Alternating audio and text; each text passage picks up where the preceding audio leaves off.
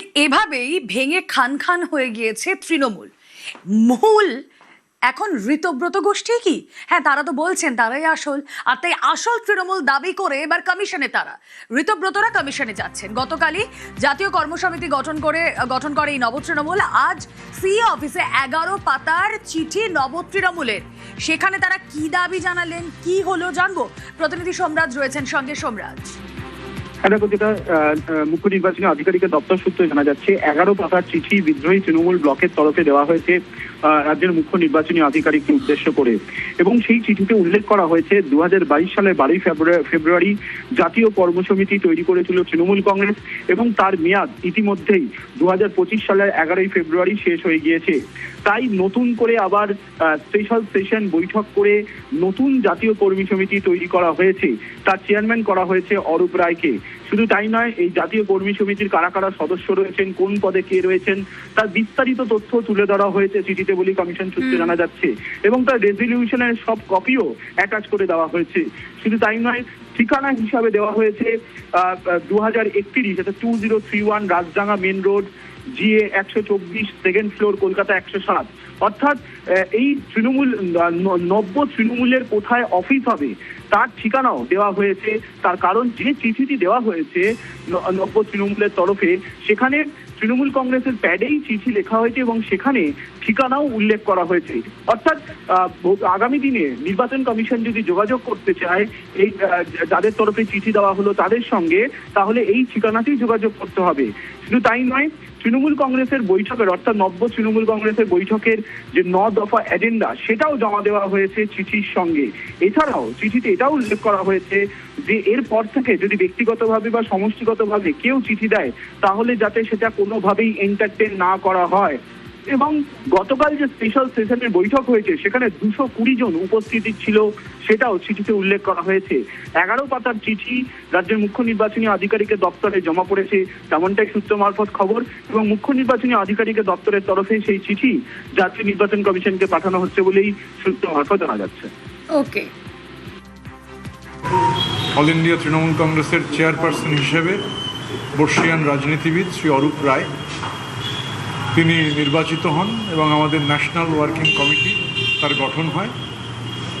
আমরা যা আইনানুগ যে প্রক্রিয়া আছে সেই প্রক্রিয়া মেনে, গঠনতন্ত্র মেনে আমরা গতকাল এই কাজ সম্পন্ন করি। আজকে দিল্লিতে নির্বাচন সদনে আমাদের এটা জমা হয়ে গিয়েছে। এখন আমরা সিইওর কাছে একটা কপি এখানে জমা দিলাম।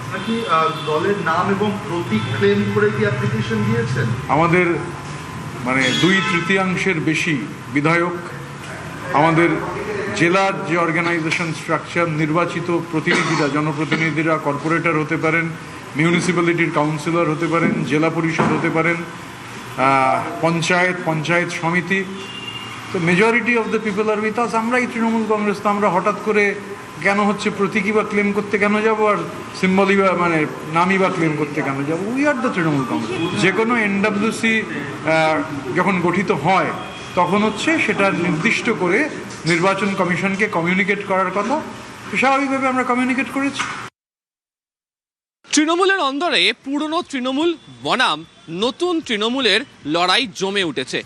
জাতীয় কর্মসমিতি তৈরি করে ফেলেছে নতুন তৃণমূলও, আর নতুন তৃণমূল জাতীয় কর্মসমিতি তৈরি করেছে তা জানার পরই পুরনো তৃণমূল কংগ্রেসের তরফ থেকে ইতিমধ্যে নির্বাচন কমিশনের কাছে গত 20 জুন তারা যে জাতীয় কর্মসমিতির বৈঠক করে যাদেরকে নানা দায়িত্ব দিয়েছিল সেই নামের তালিকা তারা পাঠিয়ে রেখেছে। তবে নতুন তৃণমূলের বক্তব্য যে তারাও মঙ্গলবার দিন বিকালে দিল্লিতে নির্বাচন কমিশনের সদর দপ্তরে তাদের জাতীয় কর্মসমিতি তৈরি করার বিষয়ে যাবতীয় সিদ্ধান্ত, যা আসলে রেজলিউশন কপি, তা তারা পাঠিয়ে দিয়েছে, এবং কলকাতাতে নির্বাচন কমিশনের দপ্তরে সিইওর সঙ্গে দেখা করে ইন পার্সন হিসাবে সেই রেজলিউশন কপির একটি অধ্যায় তার হাতেও তারা তুলে দিয়ে জানিয়ে রেখেছে যে তারাই আসলে তৃণমূল কংগ্রেস নাম এবং প্রতীক পাওয়ার ক্ষেত্রে দাবিদার।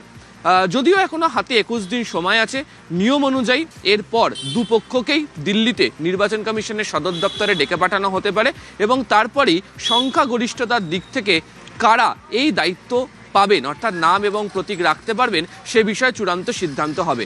অতীতে দেখতে পাওয়া গিয়েছিল মহারাষ্ট্রে এই ধরনের ঘটনার ক্ষেত্রে শিবসেনা শিবির এবং যে শরদ পাওয়ার গোষ্ঠীর ক্ষেত্রেও এই পরিস্থিতি তৈরি হলে উভয় পক্ষই তারা আদালতে যান এবং দুই রাজনৈতিক দলের ক্ষেত্রেই যখন এই ধরনের পরিস্থিতি তৈরি হয়েছিল তার ফয়সালা হয়েছিল আইনি লড়াইয়ের পথে। ফলে এক্ষেত্রে দাঁড়িয়েও কালীঘাটপন্থী তৃণমূল কংগ্রেস এবং ঋতব্রত বন্দ্যোপাধ্যায়দের তৃণমূল কংগ্রেসের আদালতে যাওয়ার রাস্তা খোলা রয়েছে। তবে ঋতব্রত বন্দ্যোপাধ্যায় শিবিরের বক্তব্য, 2/3 বিধায়কের পাশাপাশি জেলা পরিষদ থেকে শুরু করে পঞ্চায়েত হয়ে পঞ্চায়েত সমিতি এমনকি পুরসভা পর্যন্ত বিভিন্ন ব্যক্তিরা তাদের দিকে রয়েছে। ফলে সে অর্থে দাঁড়িয়ে তারাই আসল তৃণমূলের দাবিদার। ক্যামেরায় অসিত দাসের সাথে আবির ঘোষাল ও রৌনক দত্ত, নিউজ 18 বাংলা।